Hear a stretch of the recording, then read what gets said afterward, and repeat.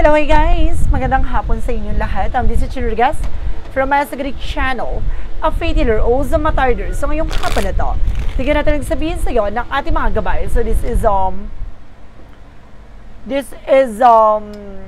weekly gabay for the month of April 22 hanggang April 28 for the sign off. For the sign of Taurus. So Taurus, welcome to my channel. Ano kayang messages, advices, spirit guides ang ating masasagot for today's video? Kanina kayang energy or kagirapan sa buhay ng mga Taurus signs ang ating mga ginap. So guys, this reading is a general reading lamang, hindi lahat makaka-resonate. Kunin lamang po ang makaka-relate sa inyo. And comment down below kung kaninong energy ang ating nagsagap. And of course, don't forget to like and subscribe my channel. And i-notification bell for more videos. Maraming salamat po sa mga walang sawang pagsuporta sa aking channel, lalo-lalo na ang hindi skip ng ads, sabay pagpalain kayo ng Diyos at may kapalisiksik, liglig, nag-umapa o nabiyayang manang balik sa inyo. So let's see guys, what is the messages, advices sa iyo ng ating angel spirit for the sign of Taurus. So let's see and watch this. Ano kaya kaganapan sa buhay ng mga Taurus signs ang ating mga ginap? Tuklasin at bubalabugan natin. Angel Spirit, please give information po. There is an Ace of Wands, a new project, a new plan is coming in for you. There's something, a new beginning, a good news. Now, this is something, guys, that brings you a new spark, a new beginning. So, let's see what is the additional messages. And there's a page of listen to your intuition and listen to your gut feeling. No, may mga bagay na magliliwanag sa'yo. No, may mga bagay na lilitaw sa'yo. May mga bagay na unti-unti mo matutuklasan. And there's the Queen of Swords. No, clear the boundaries. No, alisin mo yung mga bagay na magsisilbing negatibo, magbibigay ng blockages sa'yo. No, kumawala ka at lumaya ka dyan sa negatibong mundo. And there's a Seven of Wands that you are being protected. Na protection at pangalagaan mo yung sarili mo. No, protektado ka. Kailangan na pangalagaan mo rin kung ano man yung mga bagay na meron ka. And there's a Six of Wands for a victory is yours. At magtatagumpay ka. Ano man yung mga bagay na gagawin mo, ay maaaring may sa katuparan mo. And there's a Two of Wands, something and choices, no? Choose wisely. Matuto ka pumili ng battle na gagawin at lalaban mo. There's an Ace of Wands, represent with a word card. No, magkakaroon ka ng new beginning, especially with international. No, magkakaroon ka ng travel, success, accomplishment, and achievement, and new beginning coming in for you. What is the Page of Cups? Represent, guys, with the Six of Pentacles. Magtutuloy-tuloy na raw sa finances. Wow. There is something, a gift from the universe. No, na magtutuloy-tuloy na. There is a Five of Swords. Nagkakaroon ng self-sabotage. That's because of your action.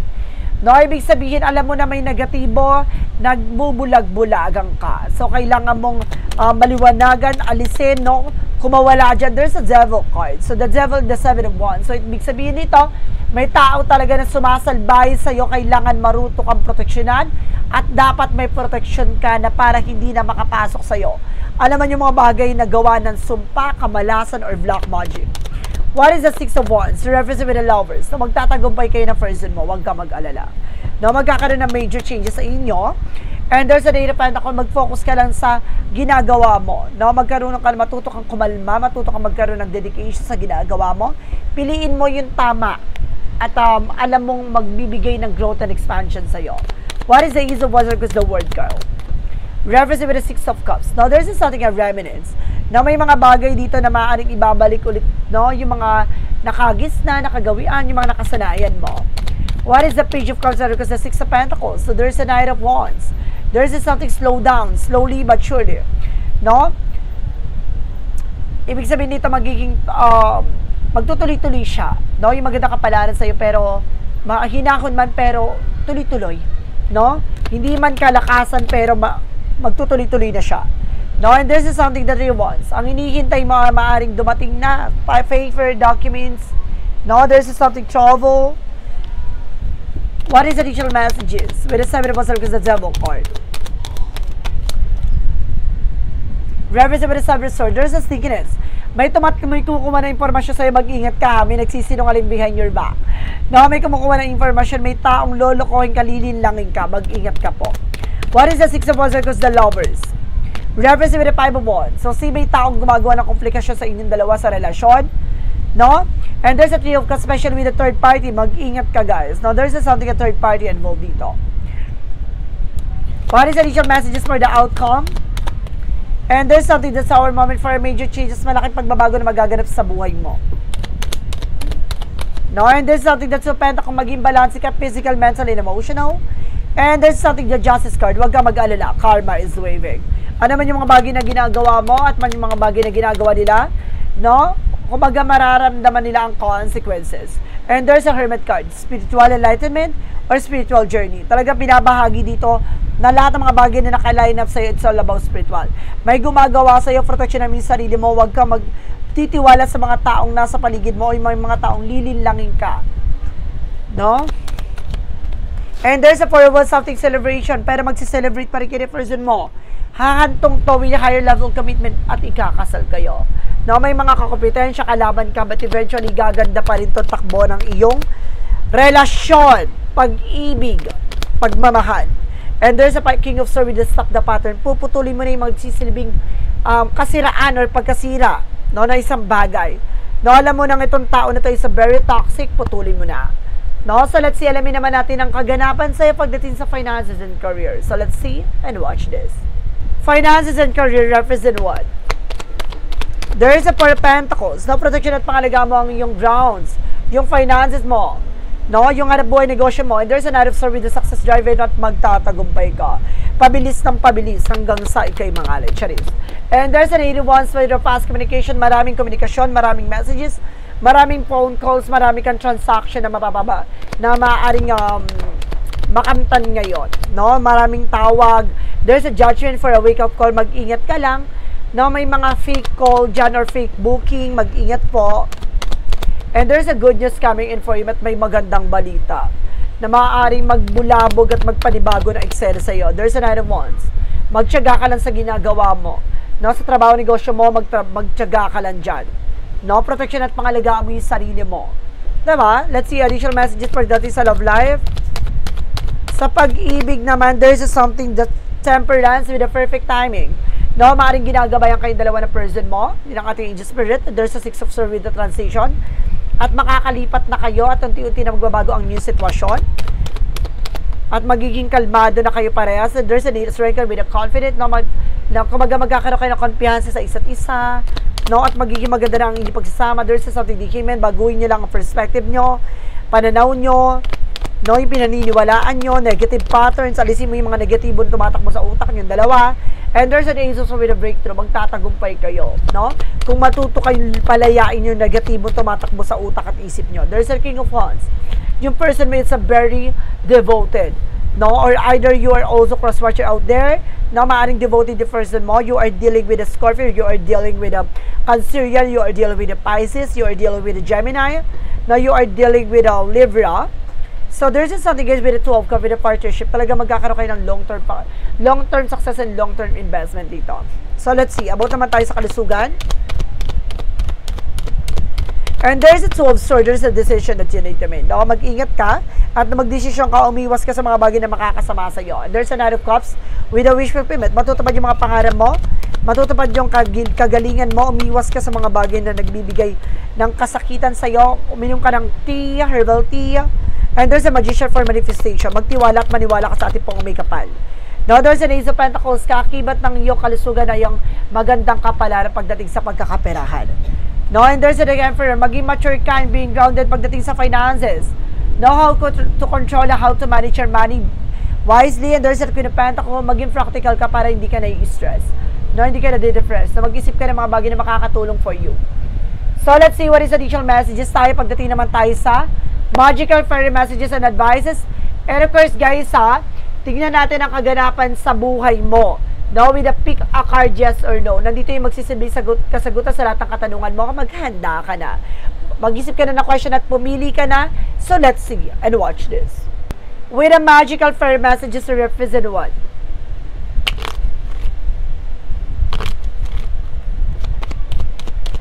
With a magical fairy messages to represent with a dietary change. So, kailangan mo mag-diet dito.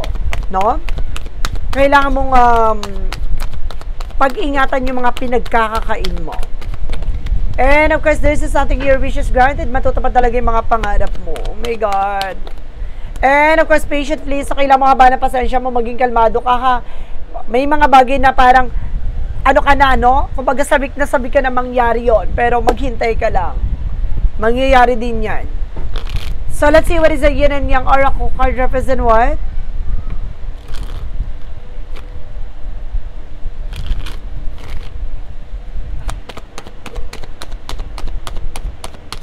Self-care. So, kailangan mo alagaan yung sarili mo, mahalin yung sarili mo dito. No? And of course, there's something that triggers with a conflict. May mga bagay na nagbibigay komplikasyon dito. No? And there's a storm, no? May mga pagsubok na darating pa. Pero yakang-yaka mo naman. And there's an air of you are dealing with the ease of air. No? There's something Gemini, Libra, Aquarius. Diba? So, let's see what is the initial messages tayo with synchronicities.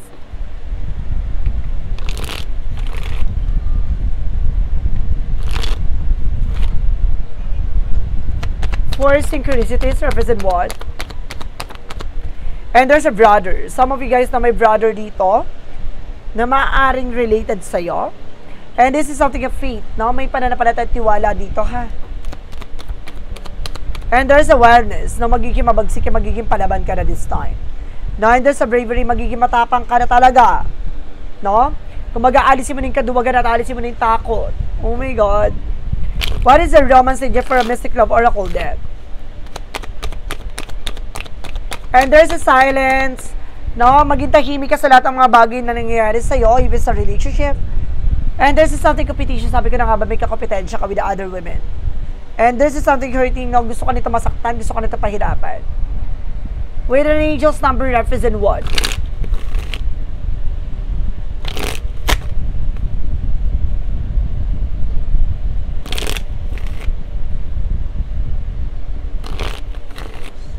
With an angel's number represent what? Represent with a 0606 with a commitment. So, ibig sabihin dito, mag-commit ka sa isang bagay kung gusto mo talaga matupad. Now, applying honesty and light. Daily is a fast track to creating something meaningful. Life, it's how you find solution and confront. Release worries by speaking your truth. And express your emotion regularly, often up with the best yet is to come. So, sige matutupad yung mga pangarap mo. Maging totoo ka lang, alisin mo yung nagbibigay alalahanin sa isip at utak mo. Pakawalan mo yan. Kasi the more na negative ka, the more na magkakaroon na negative outcome. So, let's see what is the money matter represent what? Represent with a many choices. Maraming choices pagdating sa finances. Ibig sabihin dito, there's a lot of resource of income. Na maraming oportunidad na papasok pa sa iyo. And this is something loyalty, no? Maging tapat at maging totoo ka sa sarili mo. No? With your friends, with your family, with your partnership, with your husband and wife. So, let's see what is shadow works represent what? And there's something have courage. Na ini-encourage ka dito na labanan mo ang takot at pangamba mo. No? Kumbaga, kailangan palaban ka. Alam mo sa sarili mo kung paano ka pagyayabungin at alam mo paano mo tutuklasin lahat ng mga bagay na magsisilbing kalakasan mo. So, let's see what is the what lies beneath with the hidden future. Ano yung mga bagay na nakatago sa hinaharap mo? And there's something guys with from Miss Shoes, no? Sleep around and hot, free for all, sleep with your women, with your man, no? Ibig sabihin dito guys, no? Talagang masyado ka nananabik for something, a love or sex, no? Ibig sabihin dito masyado kang hot for everyone, no? Parang in-hit ka no? In-hit ka. So ibig sabihin dito guys, no? Kailangan mong kung sino lang yung taong mahal mo, yun lang ang taong tabihan mo. Ganon. No, some of you mga babae dyan na Taurus, no, mag-ingat po kayo, maaring kumbaga may mga makakarot sa inyo. No, so let's see what is clarifying for love situation. And this is something guys with a wild at heart. A desire of freedom leads to running away again. So see, kumbaga yung pagnanais mong makalaya, no, dyan sa mga bagay na yan or pagmamahal, kumbaga yan magdadala sa iyo ng paglayo. So, ibig sabihin nito, kumbaga alisin mo yung kumbaga takot mo or wag mong piliin na maging malaya ka sa sitwasyon dahil baka kumbaga to pa rin yung kahilingan mo na maging malaya ka talaga. no? Kailangan yung mga plano, pangarap mo, kailangan kayong dalawa kung gusto mo maging masaya na may feeling niya, sa feeling niya. And this is something on a rising flame. So some of you guys, no, let your passion guide you to the fulfilling purpose meant for you, no? Kumbaga sinasabi dito na kung ano man yung mga bagay na hilig mo, yung mga bagay na mahal mo, magpapasaya sa'yo, no? Tutukan mo. At of course, sinasabi sa'yo dito na ginagabayan ka ng ating angel spirit na kung sino ba talaga yung para sa'yo, talagang makakamtan mo at makakasama mo for a long time. And there's a wise counsel. Seek guidance for trusted friends and mentor to help you along. No? Kumbaga, kumarap ka ng taong gagabay at tutulong sa'yo, no? Especially with your friends na, kumbaga, positibo or positive or optimistic, no? Pagdating sa lahat ng bagay, no? Hindi yung brainwashers, hindi yung nega, no? Kumbaga, dadaling ka sa magandang linyahan or magandang way or path of the light. No, this is the moment for a path of the light na nga. No, ito na yung path of the light represent what? Faith in freedom. So, magtiwala ka, manampalataya ka sa kalayaan taglay ng ating pong may kapal. I have calm my mind and entrusted my doubt to God, releasing them all their trust in His perfect providence and surrender to His will, finding the true freedom in the peace that comes from letting go and having faith. So, magtiwala ka kung para sa'yo, para sa'yo. Kung ibibigay sa'yo, ibibigay sa'yo. Hindi mo man pilitan, hindi mo mamadaliin, ipagkakaloob yan sa'yo at igagamtimpalang pagpapalayan at mararamdaman mo at mararanasan mo ang tunay na sarap at tagumpay. So, let's see what is the yes or no questions. Pick a card, no? Mag-isip ka ng questions mo at yung pinakaunang barahan na babagsak yung number 1. So, umpisahan na natin with the number 1, guys. With the number 1, represent with a yes. Reap for the picking perfect timing, get ready. So, kumbaga maghintay ka ng tamang pagkakataon, no? Kung hinog na, hubog na, no? Kung sariwan at maayos na at talagang kailangan ng anihin ibibigay sa'yo, no? Dahil mas masarap kumbaga pitasin ng ang pinaghirapan mo kung ito ay hubog na. Talagang, ano na siya, no? Kumbaga, ready na siyang kainin at ready na siya talagang, kumbaga, makamtan yung success na yon.